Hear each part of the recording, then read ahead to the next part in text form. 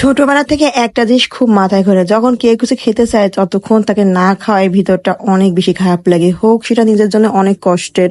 আসসালামু আলাইকুম, কেমন আছেন সবাই? আশা করি সবাই খুব ভালো আছেন। বাচ্চা কাচ্চা বাইরে নিয়ে গেলে এই যে হাবিজাবি খাবারগুলো ওরা কিনে, মানে মানে টাকার প্রতি একটু মায়া তো লাগেই, তারপরে সবচেয়ে মায়া লাগে যে ওরা এইসব জিনিস খায়। যতই বোঝানো হোক না কেন, তারপরও বাচ্চারা এইসব আজে বাজে খাবারের দিকেই ওদের মন চায়, মানে ছুটে যায়। তো আমরা আসলে যতই বলি ওদেরকে বোঝানোর মতো মানে কোনো ক্ষমতাই বোঝায় নাই, মানে উল্টোপাল্টা জিনিস এদের কিনাই লাগবে, খেতেই হবে। কিন্তু আমার ছেলে এগুলো কিচ্ছু খাবে না, কারণ এই যে ম্যাডাম সে এইগুলা নিয়ে আসছে, নিয়ে এসে নিজেই এখন খেতে পারে না। মানে এত চকলেট কি খাওয়া যায় একসাথে? আর ওর চকলেটের আইটেম দেখলে মাথা নষ্ট হয়ে যায়। পরে আমার পুচু তো খাবে না, পুচু জাস্ট একটু হালকা হালকা সবকিছু টেস্ট করবে। আমার ছেলেকে আমি যতই মানে এগুলো দিই ওর মুখের সামনে কখনোই খায় না, ওই দেখতেই যা ওর কাছে ভালো লাগে। আর এই তোর বোন মানে এইগুলো পাইলে ওর আর কিচ্ছু লাগে না। তো যাই হোক, ছেলে পেলে তো এগুলো আসলে বায়না করলে তখন না দিলেও বাপ মার ভিতরটা অনেক খারাপ লাগে। আর দিন শেষে তো এর একদিন বড়ও হয়ে যাবে, এইসব আর বায়নাও করবে না। সবকিছু মিলে তখন আমাদের সবকিছু আবার ত্যাগ করতে হয়। আসলে বাবা মা হয়ে গেলে যেটা হয়, মায়ার বন্ধনটা হয় অন্যরকম, চাহিদা দিয়া সবকিছু একটা কেমন একটা হয়ে যায় না, আবার না দিতে পারলে বাপ মার মনটা ভীষণ ভীষণ খারাপ লাগে। তো আমার প্রচুর একটু করে কামড় দিল আর রেখে দিল, মানে ও চকলেটের জিনিস একদমই খেতে চায় না, পছন্দই করে না বলতে গেলে। সে আবার আমার মতো ঝাল খেতে পছন্দ করে। আর ওইটা দেখেন বাটি ঘটি চেটে খাচ্ছে, মানে তোরে এত ভালো লাগে চকলেট খেতে। বাচ্চাদের নিয়ম আছে সকাল সকাল ঘুমায় পড়বে, ভোরবেলা উঠবে, কিন্তু না, আমাদের বাড়ির বাচ্চাগুলো একদম এরকম না। রাত বাজে তখন 12:30, বাবুকে ঘুম পড়াবো, ভাবলাম যে ঘুম পড়াই দিই তাড়াতাড়ি। এই ফাঁকে আমার ছেলে বলে উঠলো মানে চিকেন ফ্রাই খাবে।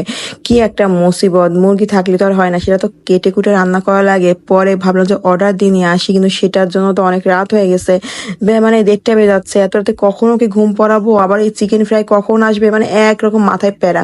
পরে কি করার, আস্ত মুরগিটা সে বের করে তারপর ছিঁড়ে বিড়ে যেটুকু কাটা হয়েছে। আবার লিয়ার মুরগি, ভাবেন লিয়ার মুরগি এত পরিমাণ শক্ত হয়, কিন্তু তারপরে আমার ভাই টেনে ওটার রান কেটে তারপরে জামাকে দিয়ে ভাজাচ্ছে, মানে চিকেন ফ্রাই দিতে পারেন। বাজে কয়টা বেজে গেল, রাত 1:30 বেজে গেছে। তো এই 1:30টার সময় আমি হচ্ছে এই চিকেন ফ্রাই বানাচ্ছি আমার পোলার জন্য।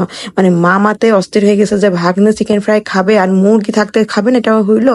মানে দেখেন কত রাত আর প্রচুর গরম, মানে বাইরে সবাই রয়েছে, গরমে আসলে ঘুমানোর মতো একটা অবস্থা নেই, বিশ্রী একটা গরম। তবে ভাবলাম যে চিকেন ফ্রাইয়ের সাথে একটু এটাও হয়ে যাক, খেতে ভালো লাগবে না, মানে পোলা পরে একটু খুশি হয়ে যাবে না। তাই লিয়ার মুরগিটা তো হতে বেশ টাইম নিচ্ছে। তোমার তো চিকেন ফ্রাই বানাই, তুমি খাবা, খেয়ে ঘুমাবা, তাই আমি বানাই চিকেন ফ্রাই মার জন্য। ও আমি খাবো, আর কি খাবে? আমি খাবো, আর কি খাবে কি খাবে? মা আর কি খাবে? আই বাবা আর বাবা খাবে মুরগির মাংস ভুনা আর পরোটা, মামার বাবা। তাই ঠিক আছে ঠিক আছে। তো ভাবেন এত রাতে এইগুলো বানানো, তারপরে আবার এই যে রাত জেগে সব গল্প করা, মানে আমাদের বাসায় ঘুম নেই, 2টা বেজে যাই তো ঘুমাইছে না চিকেন ফ্রাই কথা শুনে। মানে ভাবলাম যে জয়েন একা খাবে কি করে, তার সাথে বোনটা খাক। আর এইটা বানাতে বানাতে তো আমাদের রাত 3টা 3:30। এদিকে মুরগির মাংস ভুনা হচ্ছে, তার সাথে হচ্ছে গরম গরম পরোটা, ব্যাস এইসব খেয়ে আমরা ঘুমাবো রাত 4টা 5টা। ভাবেন সারা রাত এইসব, উফ। কিন্তু খেতে তো ভালোই লাগে না, মজাই লাগে। তারপর ভাবলাম একটু চা খাই আর আমি একটু সাথে ভিডিও করে নিই। তো এই ছিল আজকের ব্লগটা, কেমন লাগলো সবাই বলে, সব ভালো থেকো, আল্লাহ হাফেজ।